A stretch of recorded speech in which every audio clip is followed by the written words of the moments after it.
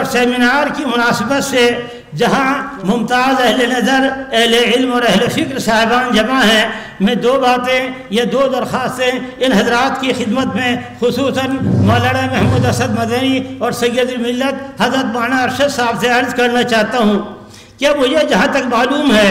ہمارے شمالی ہندوستان میں کوئی ایسا آزاد مسلم ادارہ موجود نہیں جہاں نوجوانوں اور اصحاب ذوق کو تحقیق و تصنیف کی تربیت دی جاتی ہو اور اس کے تمام اسباب اور وسائل مہیا کیے گئے ہوں، اور ملت اسلامیہ ہندیہ کے ممتاز ترین دینی، علمی، سیاسی رہنما اور قائدین اور اہل فضل و کمال کی خدمات اور اس خطے میں مسلمانوں کے بڑے اہم اور تاریخی کارناموں پر علمی حیثیت سے کام ہوتا ہو۔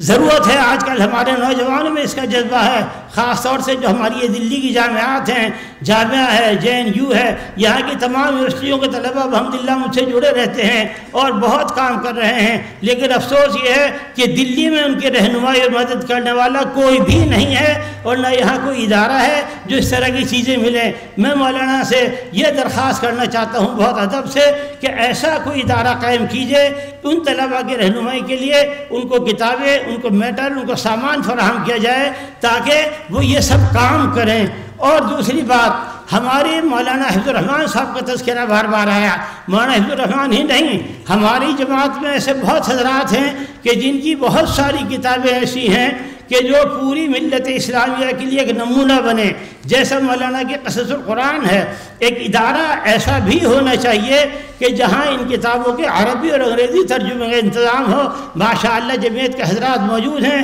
بحمدللہ ان کے پاس نہ وسائل کی کمی ہے نہ افراد کی کمی ہے، اگر چاہیں تو 3 دن میں ادارہ قائم کر سکتے ہیں۔ میں درخواست کرتا ہوں کہ اس کے لیے کوشش فرمائیں اور اس کے لیے